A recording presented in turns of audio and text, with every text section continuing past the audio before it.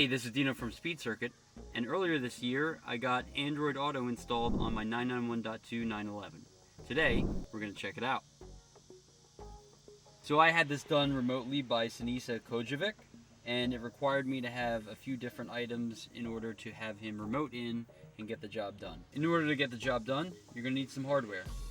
You're going to need a Windows 10 or Windows 11 laptop, an SD card, FAT32, an Ethernet cable, a USB to Ethernet adapter, and if your laptop doesn't have an Ethernet port built into it, you'll need two of those. And you'll also need an SD card reader as well. I had mine remote installed by Sinisa, and I'll leave his contact information below in the description. And without going into too much detail, he'll be remoting into your laptop and doing all the processes for you, and it might take about 45 minutes. Now from the factory, these cars do come with Apple CarPlay pre-installed, and Android Auto is actually installed into the system. However, it's not enabled. With that out of the way, let's go ahead and check out the features. First, you're going to take your Android phone and go ahead and plug it into the USB port in the center console of the elbow rest.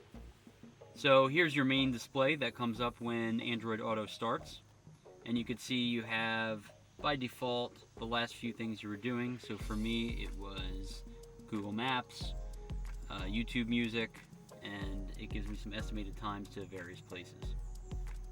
If you click this button down here, it's going to show you a list of apps that are compatible with Android Auto, and you could get in there and switch between them and do whatever you want to do.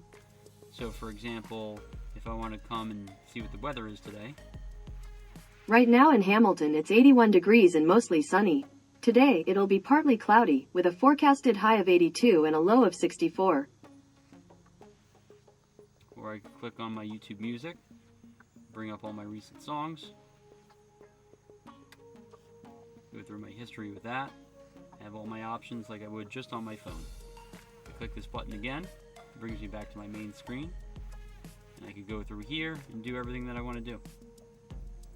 You could make calls, do directions, listen to your podcast, your music, whatever you want to do, and it's just something that really should have been enabled in the car by default. So if you own a modern Porsche and you're an Android user, I would definitely get this enabled because it's a game changer. See you next time.